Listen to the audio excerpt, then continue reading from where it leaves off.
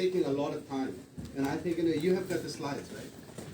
Your slide. Yeah, I mean, not my slide, the slide of these guys. Bangladesh. You take it, can you walk a little quicker? Because we don't have time, and then, we are essentially standing between them and the lunch.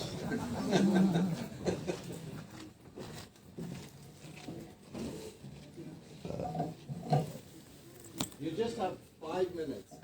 So, PPT, where is, who has the PPT?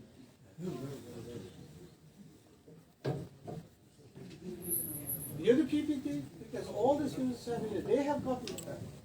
I think there was someone who was assisting me. God knows where he went.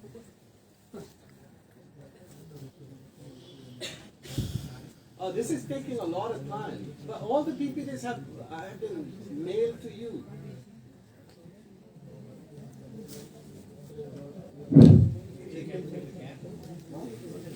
Okay, why? We can talk extempo.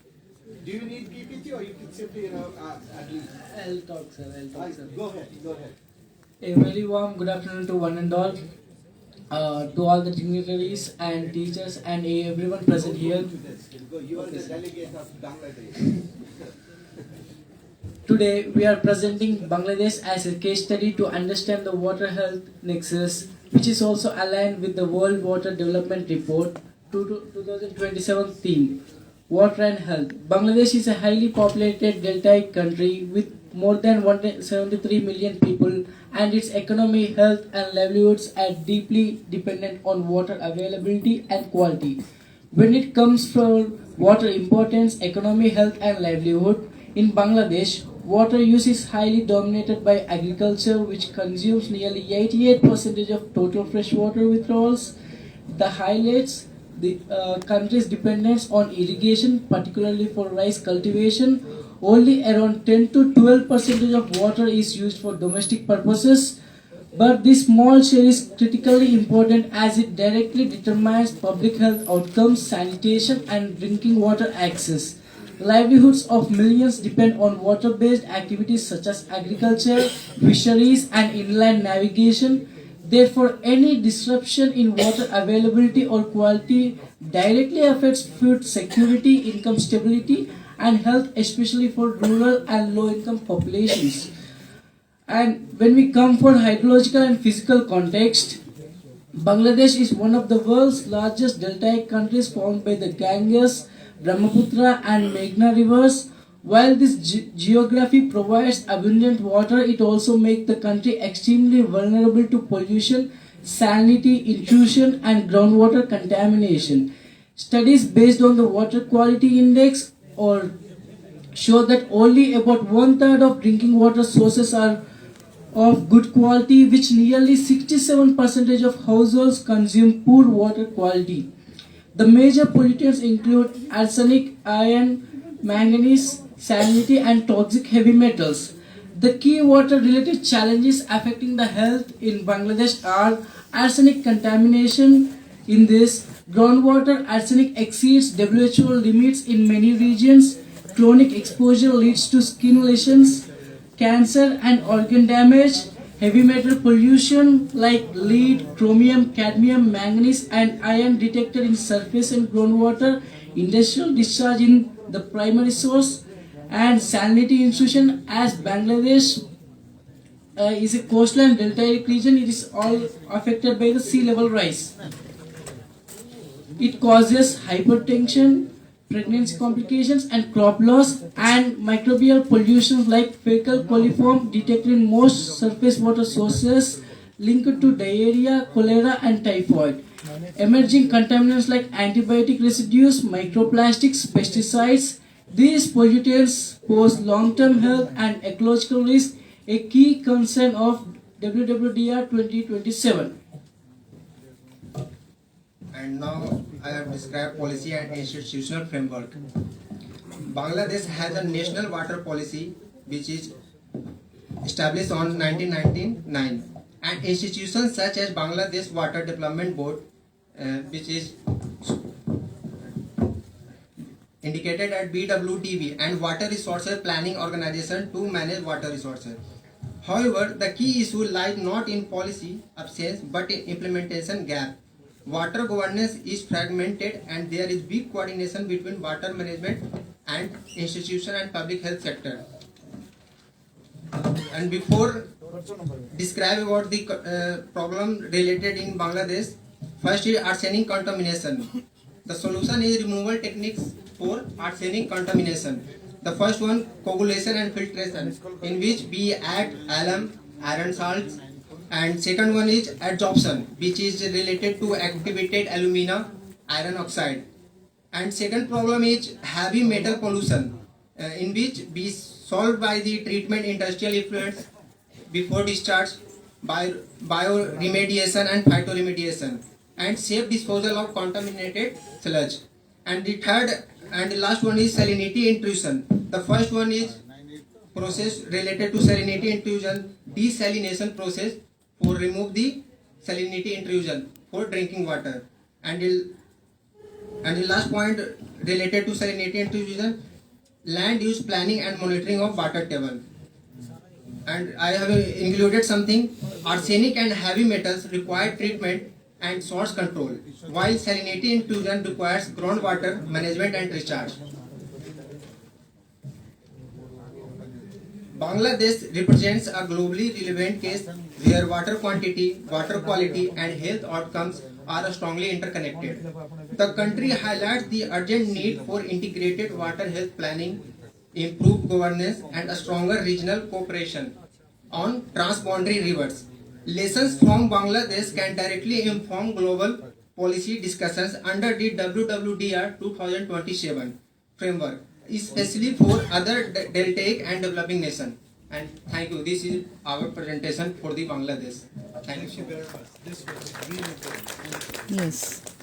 Thank you very much. Good that you One of not the wait things for the that presentation. I think I could teach or at least like convey to my young colleagues is, if you're giving a presentation, if you're you can only speak. No matter even if you speak at a supersonic speed, you can only speak 150 words per minute. So if your presentation is about 10 minutes, do not make your speech more than 1,500 words. If that happens, I think it's enough.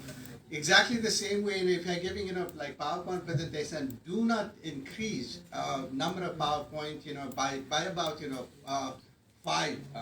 So if you have got 15-minute presentation, you cannot like make PowerPoints more than 18. So that's, I think, perhaps some of the ground rule that students do from this exercise. So okay, so we now move on to the other country. The other country is which is the other country? I forgot about it. I'm sorry about that. Okay, Fiji. Fiji is the other country. Fiji. They will be. See, the thing is, the first one was the delta country, and now they're moving to a small island development state.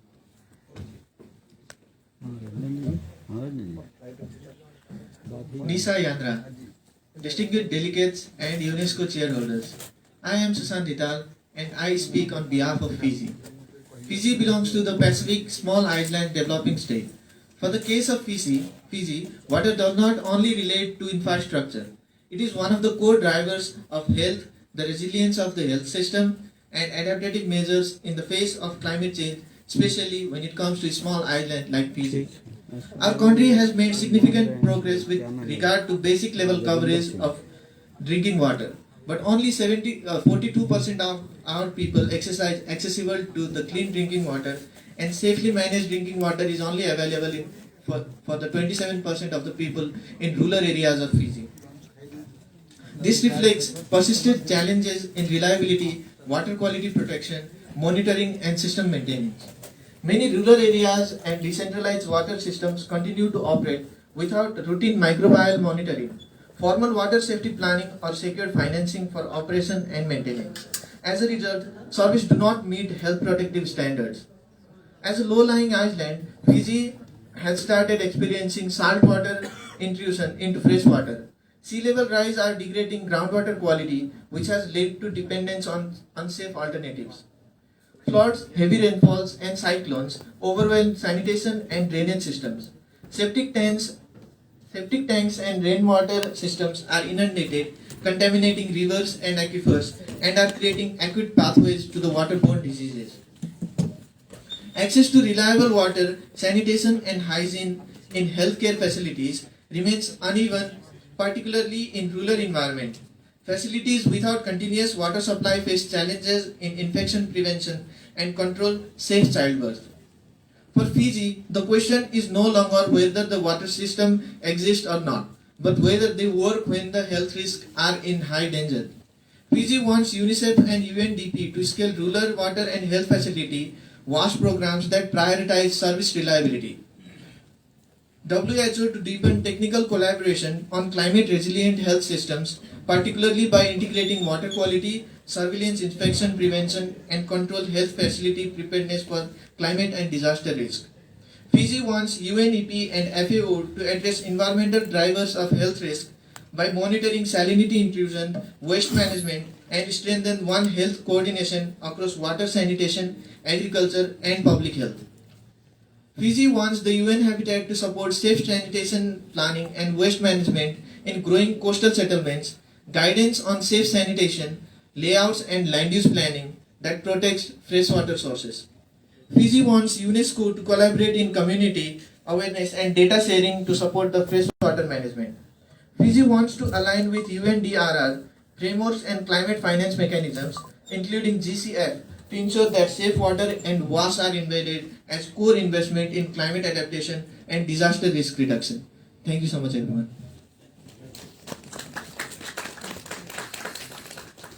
Wonderful, wonderful, excellent presentation. It's normally that you actually listed some of the key challenges of Fiji, but at the same time you entrusted different agencies on what they are supposed to deliver to the country.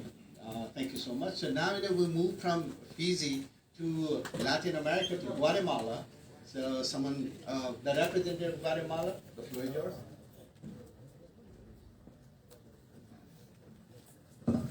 Distinguished Chair, fellow delegates, representing the Republic of Guatemala, we bring to this assessment a critical paradox. Despite our status as an upper middle income country with abundant fresh water, our structural reality is defined by profound inequality.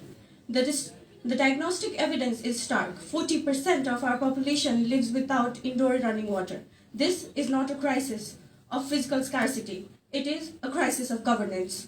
Without the national water law, we operate in a regulatory vacuum that fails to define right or prioritize domestic use.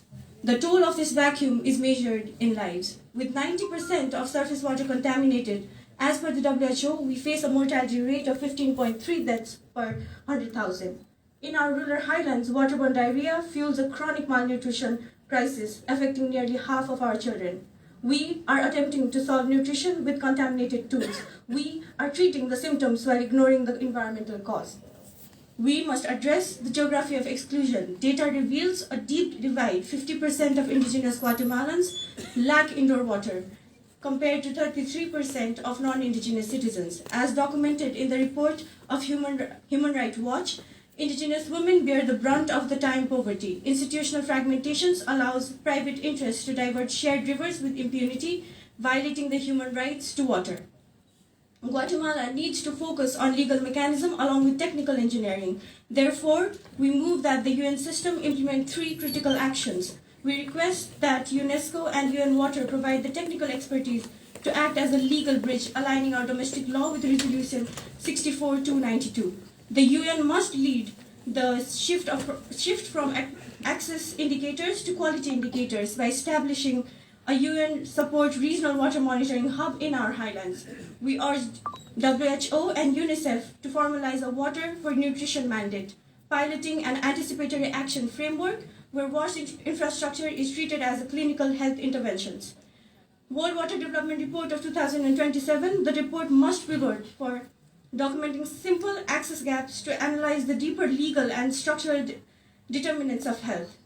Central to this shift is the biosocial nexus, which dismantles the harmony between WASH and public health by framing water quality as a clinical prerequisite for nutrition absorption. By highlighting the high chronic malnutrition is often an environmental outcome rather than just a caloric one. The UN can justify treating WASH infrastructure as a clinical health intervention. Furthermore, the report must emphasize that technical engineering is secondary to legal engineering. It should analyze how legislative vacuum facilitates industrials across all actors at the expense of communal health due to the absence of national water law. The World Water Development Report of 2027 must advocate for the harmonization of national law with Resolution 64292, ensuring that the human right to water is prioritized over industrial profit through accountability and the protection of ancestral management practices. Finally, the UN should lead a transition from access indicators to quality indicators by establishing regional water quality monitoring hubs. This approach promotes technical sovereignty, empowering local and ancestral authorities to use predictive data for anticipatory actions, thereby ensuring that the sovereignty is strengthened. Guatemala stands ready to transition from a case study of structural neglect to a global model for right-based governance. We ask this assembly to recognize that our national sovereignty is not compromised, but rather profoundly strengthened. When our people are healthy, hydrated, and legally protected under a mandate that prioritizes the human right to life over industrial profits. Thank you. Great, very nice. Thank you, so wonderful. In fact, I really like some of the recommendations that you have provided. And the whole idea here is, all these 10 or 11, small presentations that these kids are providing, they will all be compiled into a report. And this will, in fact, be sent to the World Water Development Report Secretariat, which is World Water Assessment Program, for them to take up and then consider, these consideration to draft 2027 World Water Development Report. So without further ado, I would like to ask the representative of India. So I think you get to hear something about what is happening as far as Water and Health Nexus is working in India. Mr. Moderator, distinguished delegates and esteemed professors, a warm good morning. I am representing India, the land of largest democracy. I stand before you representing a nation that have two realities. One, where we are building the world's largest water network, and the other, we are still fighting the silent crisis of pollution. On the one hand, the world witnesses the administrative feat of the Jal Jeevan Mission that we all know, and that has increased the rural pipe water connections from 17% to 77% in just 5 years.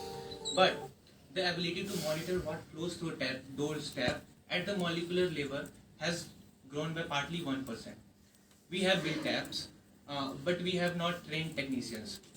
We have allocated trillions of the dollars, but we have not monitored micrograms. That what are the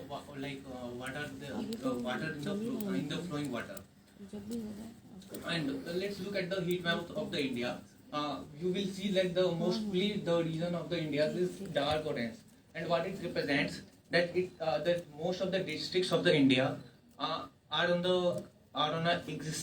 existing on a climate WAS convergence crisis. What's WAS? It's a water sanitation and hygiene infrastructure convergence crisis. So looking at the map, you can see that there are 280 districts of the India that are home to 560 million people, and that it is facing a WAS crisis. Okay, and these are the regions where extreme drought cycles and alternate with the catastrophic floods.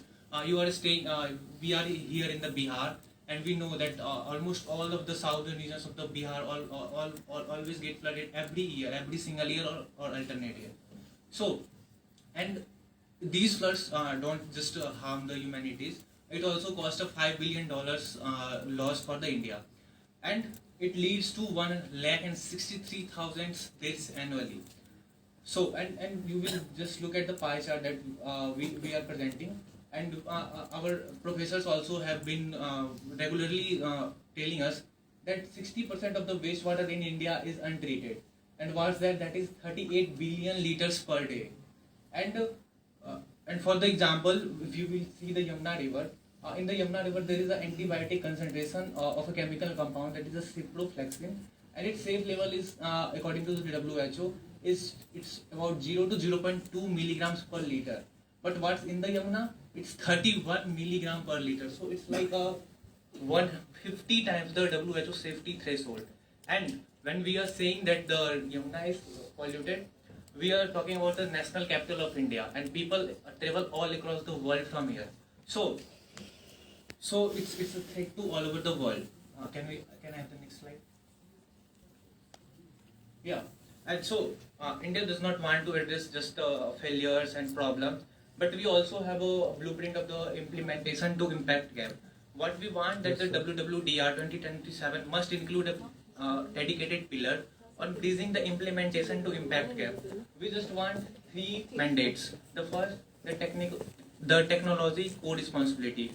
What India requires, India. Yeah, thank you. India requires the first thing is membrane bioreactor plants. What's that? I just mentioned that in Yamuna there are like antibiotics effluents. So membrane bioreactors are used for treating those sewage. Like they treat pharmaceutical industrial waste. And I call upon UNESCO to facilitate a global South patent pool for advanced water treatment. The second, India commits to deploy the 15,000 IoT monitoring stations in our highest risk districts that we have seen in the heat map. But we want UNESCO's leadership to scale this across the 5,000 cities to the global south. And the third and the last, the UN capital democratization. We propose a UNESCO certified water health technical corporations that India will establish across 200 regional centers, which will produce 10,000 professionals annually, turning our technical deficit into a global dividend. Mr. Moderator and all the esteemed guests, India speaks today as the voice of the 3 billion humans living in the structural conditions analogous to ours. But the death of 1,63,000 Indians who die annually are an indictment not of our ambition, but our collective failure to match the ambition with execution. The WWDR 2027 must be an operational manual for systematic transformation. We must move from counting toilets to measuring molecular contamination. India commits, UNESCO must lead, and the world must follow. Thank you and Jai Hind. Thank you so much. And you actually kept you kept the time, as a pro. So congratulations on that one. And a really good presentation. In 2 slides, what all can these young guys can present.